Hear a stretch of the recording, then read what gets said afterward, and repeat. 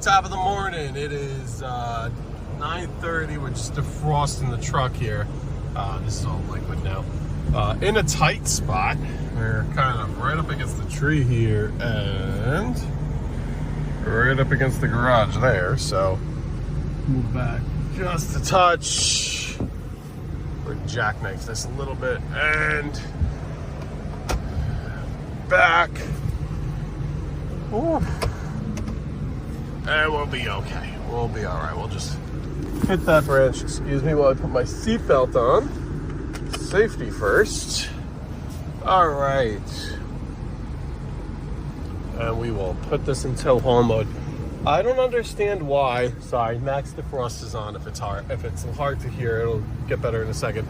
I don't understand why 9:30 late start, but it should be.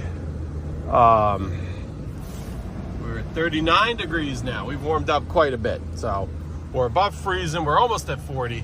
We'll be at 40 by the time I get to my lawn, so that's good. Ford, please do all of us a favor. If there's a trailer connected, you know when there's a trailer connected, throw that girl in tow haul mode every time. If we want to take it out, we will. But I feel like trailers connected, it should default to tow haul. Excuse me. Little gripe about these trucks. I'm excited to announce now. This is me probably getting ahead of myself. Let this guy go. Go ahead. Go. I don't want to stop. This is me probably getting ahead of myself a little bit, but I spoke with Ford. It's been a real rough back and forth with this stupid car. But looks like the saga is finally, hopefully, coming to a close on Monday. Long story short, I mean, I've gone over this a bunch of times about what happened, but they had the part for over a week, going on 2 weeks, and it was a completely redesigned part, and Ford had no like instructions for the dealer, and they didn't want to just throw the part in, and then there were like coolant lines that went through the other one, that old one that now don't go through the new part, and they didn't want to just cap the lines and send it down the road if they had no guidance. So tried to reach out to Ford. They couldn't get in touch with Ford, or they sent messages. Nobody was getting back to them. I was getting very frustrated because this is a car I'm making payments on that has been in the shop for a month and a half, and it's ridiculous. And you talk to Ford. I hope you're listening. You're probably not, because this is just a very scrawny little YouTube channel. But bigwigs at Ford, your client relations team told me, there's nothing they can do, and why don't I just lemon it? They had a freaking part for it. You have the fix. They just need the guidance on what to do with it. And you're telling us to lemon a car that, no. Like, what are you doing? That's going to, I don't know. And, I'm not trying to be racist here, but, your people, your client relation, they're just inner city Detroit people that don't give a F about the customer. Those are the last people you should have in client relations, okay? Taking down that tree, that was crazy. A lot of tree work today. I was up early. I was at the hardware store early, painting, getting stuff for paints. I was running around yesterday. My loaner is now the Edge, and I was going to unhook the trailer from this truck yesterday to run to Lowe's. Lowe's in Poughkeepsie was the only one within a crazy radius that had closet doors in the size we needed.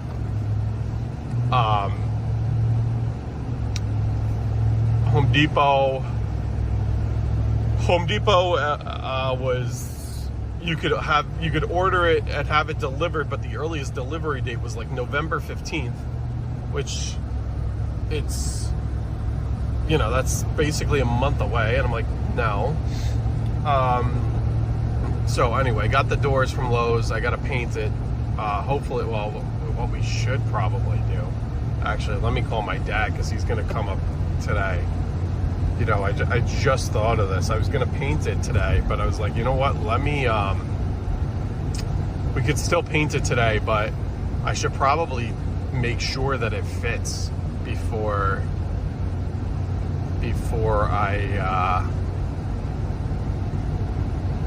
I start painting it.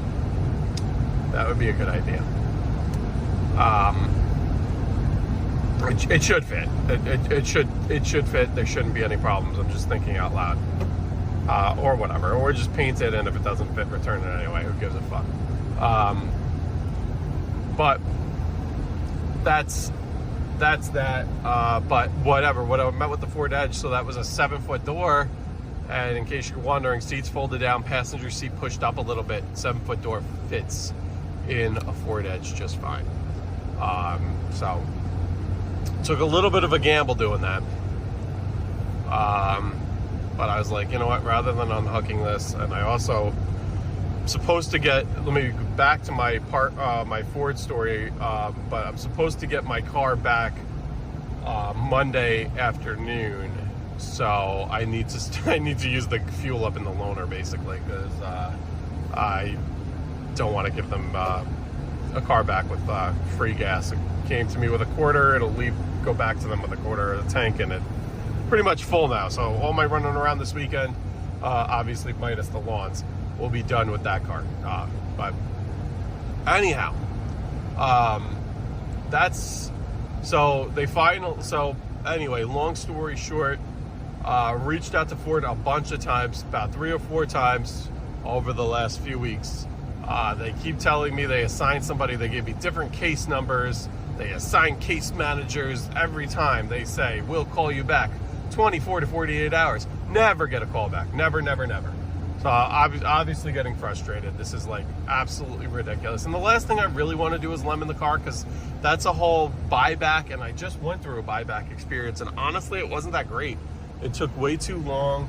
It was just very, whatever. It finally happened, but I didn't want to go through that again. And I didn't want the dealer to be like, all right, well, give us back the loaner if you're like, I didn't want, like, it was just... approaching a railroad crossing. Just a real potential headache. So what I did was I sent a very long-winded email. Very, very nice, but just...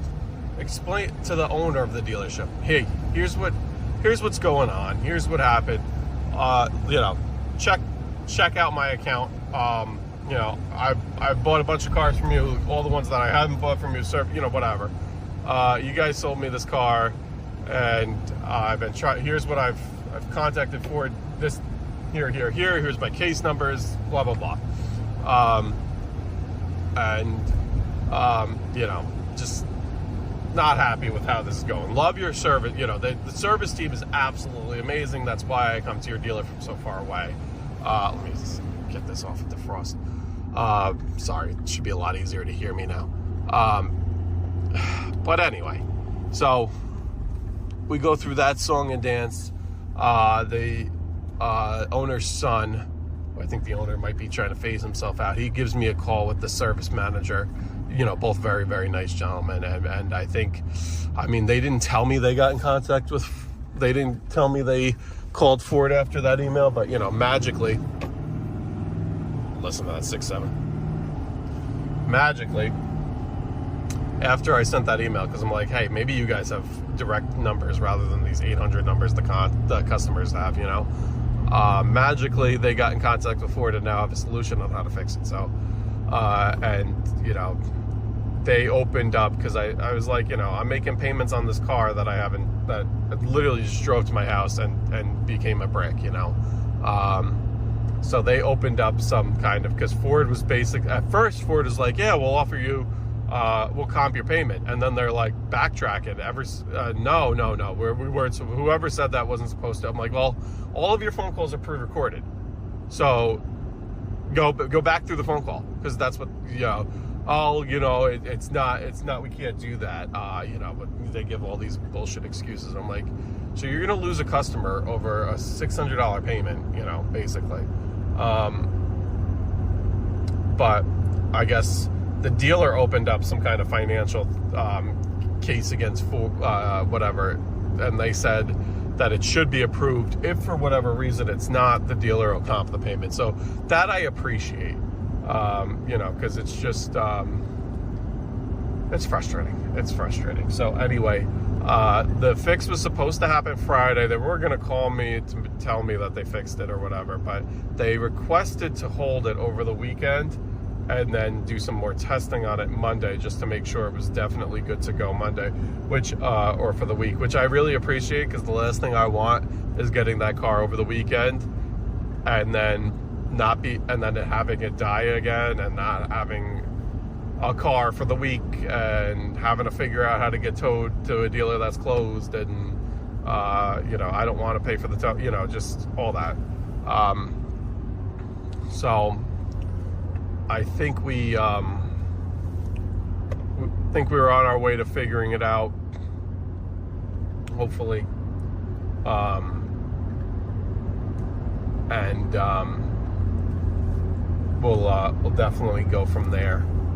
But hopefully Monday, that car's fixed. In other news, really winding down with the season. I have a few lawns that are still like holding on and growing. We have had the first frost. We've had quite a few frosts now. Haven't had the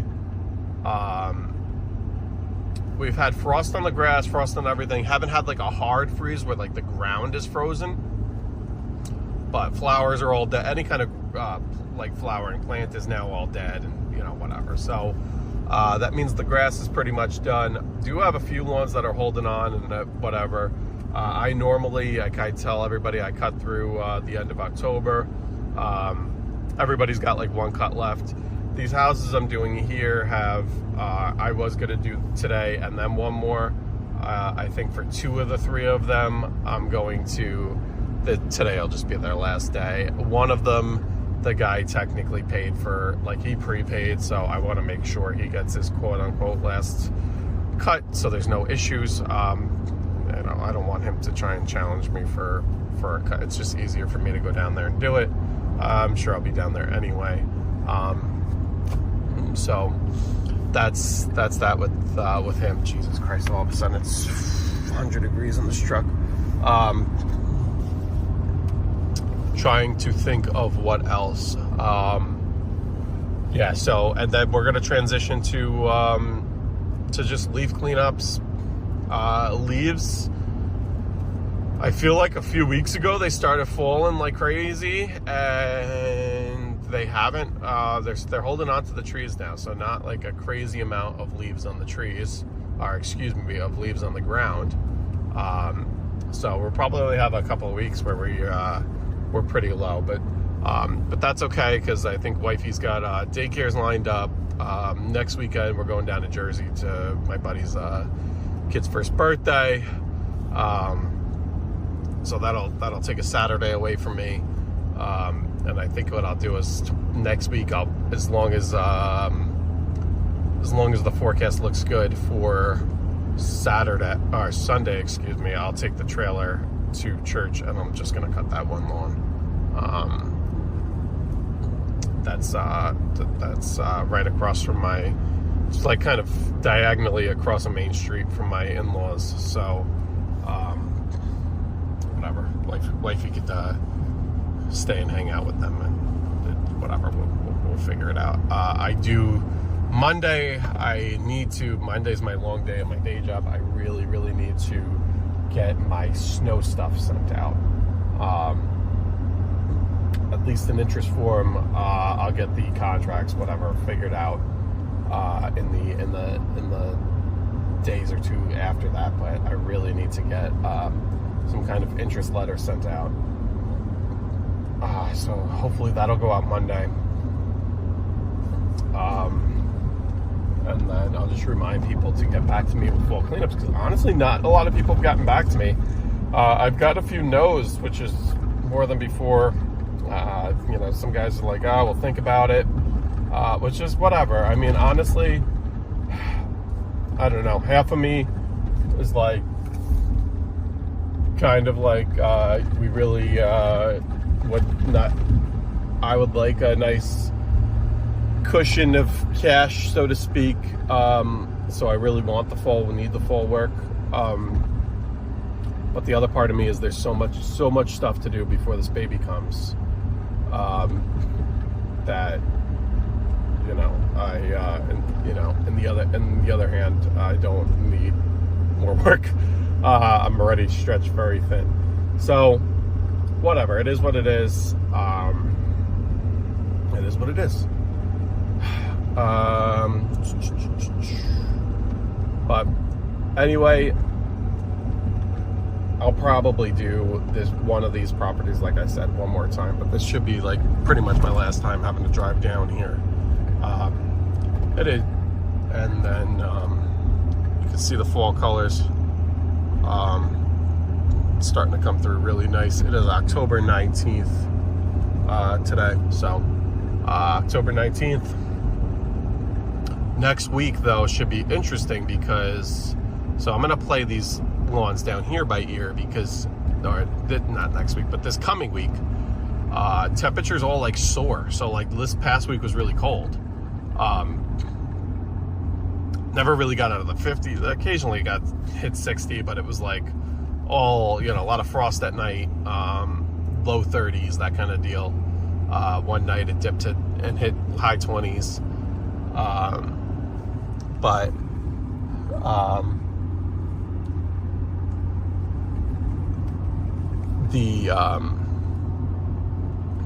the forecast for this coming week is like upper 70s.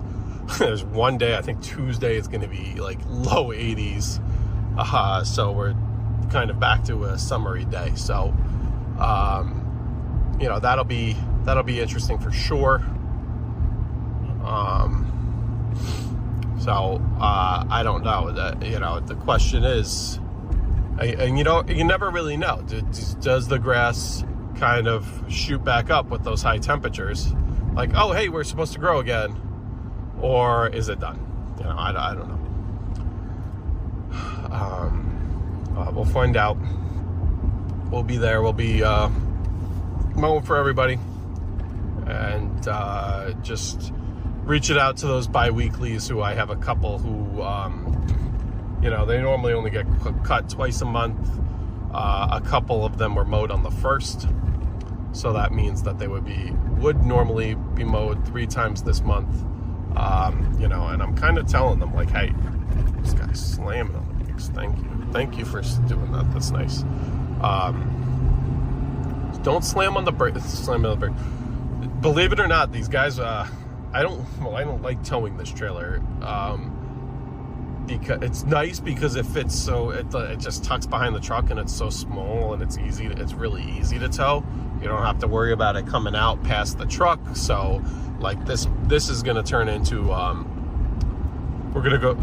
this is 52 and we're in Kent right now. We're coming into Lake Carmel now, but once you go through the town of Carmel, you have cars parallel parked on the road and whatever. It could be tight through there, especially if you got, you know, trailers on each side and cars double parked on each side. It could get tight. But so this trailer is that. Excuse me for yawning. This trailer is nice in the fact that it just the width of the truck. It's not wider, but the big con is there's no brakes on it. So you have that trailer right now is probably close to the 3,000 pounds that's on it. It's pretty close to being maxed out because the trailer itself was like 1,000 pounds, but then I added a couple hundred pounds between wood sides, a ton of hardware, which honestly, I'm not exaggerating. The hardware between all the tie down points and all the hardware that was used, you have like 40-50 pounds of hardware on that, which is crazy. The spare tire, which is probably 100-ish pounds or so.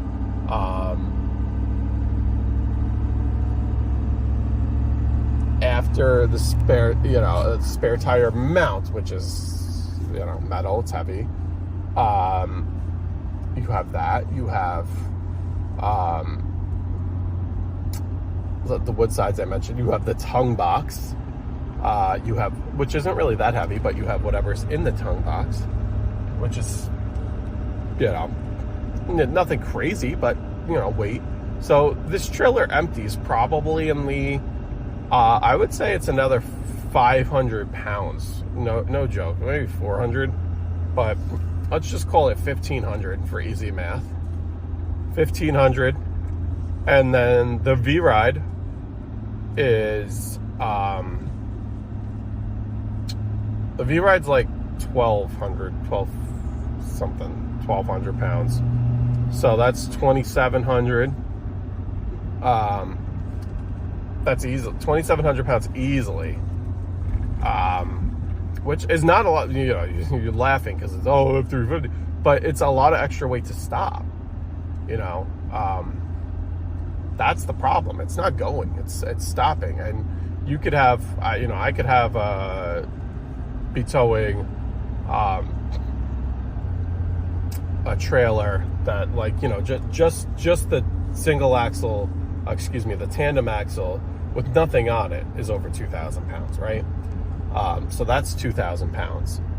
And let's just say this is over, but that'll stop with the V-Ride. We won't even put anything else on it. So just one V-Ride on that trailer and one V-Ride on this trailer. It's another 1,000 pounds basically for that trailer. And that trailer stops so much faster because of the brakes. It's wider, it's this and that, but it's so much faster to stop than the single axle. But real quick, what I wanted to mention, which I keep getting sidetracked, is now I'm getting sidetracked. I'm losing my train of thought. What was I talking about before?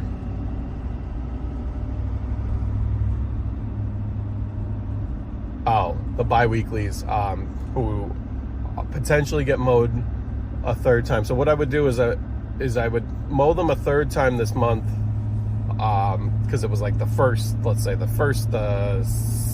the 30th. I don't know. I'm just giving random dates. As every 2 weeks. But kind of telling them, hey, if you opt for, because they haven't gotten back to me, if you opt for a fall cleanup, we'll skip that last mow. So it's one less mow for them to pay for. How slow? What are you doing? Fucking retard. You don't stop. It's like wide open. You don't stop to turn. You have acres and acres of wide open space to turn. But trying to work with them with that, and then they're like, "Oh, we'll get back to you." Which is fine. You can get back to me, but I'm like, all right, well, when do you need to know by? And I'm like, it's not a life-changing decision. I get it. It's kind of expensive, especially for the people that have just done projects. You kind of like, oh, I just gave this guy, thousands of dollars to do this. Maybe we'll save money and blow the leaves ourselves. But, just let me know. My spring cleanup also, my fall cleanup also includes, it's priced a little higher, but it includes a complimentary spring cleanup with the 2025 season commitment. So you commit to you do this. You get a fall cleanup, right? Let's just say my cheapest for my really small yards, $3.99, $400, beautiful. You get a $400 cleanup, and you say you want to renew your lawn maintenance for the 2025 season, I give you that spring cleanup on me.